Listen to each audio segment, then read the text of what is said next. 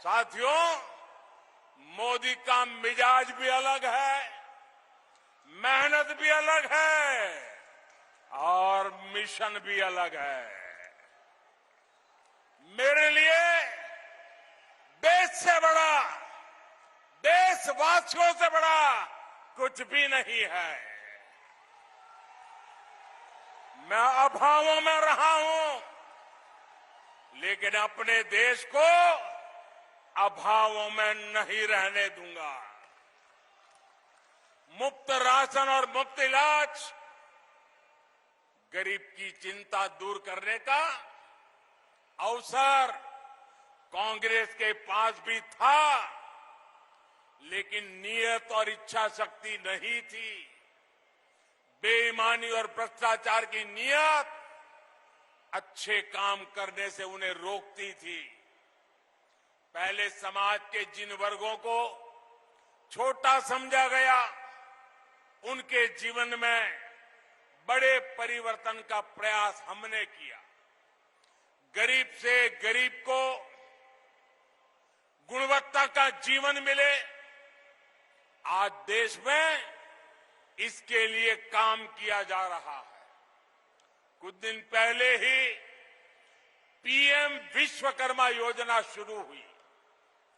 देश भर में हमारे विश्वकर्मा साथी कोने कोने में फैले हैं। कोई गांव ऐसा नहीं होगा जहां कोई न कोई विश्वकर्मा परिवार न रहता हो। अपनी परंपरा, अपनी कला, अपनी उपयोगिता के लिए जाने जाने वाले ये साथी हर समाज में है। लेकिन कांग्रेस ने उन्हें क्या दिया? कांग्रेस ने उन्हें अपने हाल पर छोड़ दिया था। आपने एक वोट देकर इस सेवक को आपकी सेवा करने का अवसर दिया। आज हमारे कुम्हार भाई बहन, लोहार भाई बहन, सुनार भाई बहन, सुतार भाई बहन, जूते बनाने वाले, राजमिस्त्री, दर्जी, ऐसे दर्जनों साथियों के लिए राष्ट्रीय विश्वकर्मा योजना बनी। इनकी ट्रेनिंग का इंतजाम हुआ है। लाखों रुपए के लोन की व्यवस्था हुई है और विश्वकर्मा साथियों के लिए जो ये कम ब्याज का लोन मिलेगा, उसकी गारंटी मोदी ने ली है, सरकार ने ली है। साथियों, हमने रेहड़ी, पटरी, ठेले पर छोटा मोटा कारोबार करने वाले साथियों के लिए भी बैंकों के दरवाजे खोले हैं। पीएम स्वनिधि योजना के तहत इनकी मदद की गारंटी भी मोदी ने ली है। गांव में, कस्बों में हमारे साथी अपनी दुकान, ढाबा, गेस्ट हाउस ऐसे व्यवसाय कर सके, ये पहले बहुत मुश्किल था। उनके पास गारंटी नहीं होती थी, इसलिए बैंक से उन्हें मदद मिलना मुश्किल था। मोदी ने ऐसे साथियों की गारंटी भी ली। मुद्रा योजना के तहत लाखों का बिना गारंटी का पैसा उन्हें मिल रहा है। इस योजना की सबसे बड़ी लाभार्थी हमारी बहनें हैं, हमारे दलित भाई बहन हैं, हमारे पिछड़े परिवार हैं, हमारे आदिवासी साथी हैं। हमारे छोटे किसानों, पशुपालकों और मछुआरों की तो सरकारी नीतियों में पूछ ही बहुत कम होती थी। कांग्रेस की सरकारें वोट पाने के लिए किसानों को लोन माफी की झूठी गारंटी देती रही है, लेकिन छोटे किसानों, पशुपालकों के लिए तो बैंक से लोन लेना असंभव था। वे तो छोटी छोटी जरूरतों के लिए बाजार से महंगा ब्याज लेते थे, महंगे ब्याज पर पैसे लेते थे। इसलिए आपके इस सेवक ने पीएम किसान सम्मान निधि के तहत छोटे किसानों की भी गारंटी ली। जब पीएम किसान योजना हमने शुरू की थी, तब कांग्रेस ने इसको लेकर कितना झूठ फैलाया था। कहा जाता था कि चुनाव होने के बाद मोदी ये पैसे वापस ले लेगा, लेकिन पीएम किसान सम्मान निधि 5 साल से निरंतर चल रही है। कोरोना काल में जब सब कुछ रुक गया था, तब भी ये नहीं रुकी, क्योंकि हमारी सरकार ने डायरेक्ट आपके खाते में पैसा भेजने का प्रावधान किया। अभी तक 2.5 लाख करोड़ रुपए से अधिक देश भर के किसानों के मिल चुका है। इसमें मध्य प्रदेश के हर किसान के बैंक खाते में करीब 30,000 रुपए, हर एक किसान के खाते में 30,000 रुपए तक पहुंचे हैं। भाजपा सरकार ने छोटे किसानों के साथ ही पशुपालकों और मछुआरों को भी किसान क्रेडिट कार्ड जैसी सुविधा दी है।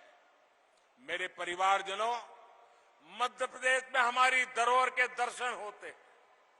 देवी अहल्याबाई और रानी दुर्गावती सहित हमारे अनेक पूर्वजों ने भारत की विरासत को समृद्ध करने में भूमिका निभाई, लेकिन कांग्रेस और उसका घमंडिया गठबंधन हमारी इस विरासत को, सनातन को समाप्त करना चाहता है। इसलिए भी ऐसे दलों से मध्य प्रदेश को बहुत सावधान रहना होगा। साथियों, आज मैं देश के लोगों को, मध्य प्रदेश के लोगों को एक और बात बताना चाहता हूं।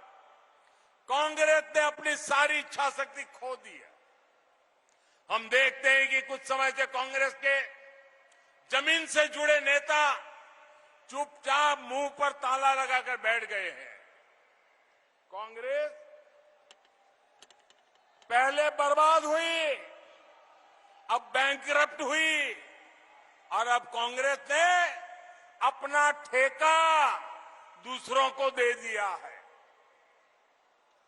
कांग्रेस को अब कांग्रेस के नेता नहीं चला रहे, अब कांग्रेस एक ऐसी कंपनी बन गई है, नारों से लेकर नीतियों तक हर चीज आउटसोर्स कर रही है।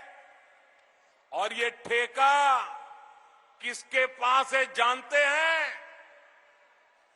कांग्रेस का ठेका अब कुछ अर्बन नक्सलियों के पास है। कांग्रेस में अब अर्बन नक्सलियों की ही चल रही है। ये ग्राउंड पर कांग्रेस का हर कार्यकर्ता महसूस कर रहा है। इसलिए कांग्रेस जमीन पर भी लगातार खोखली हो रही है।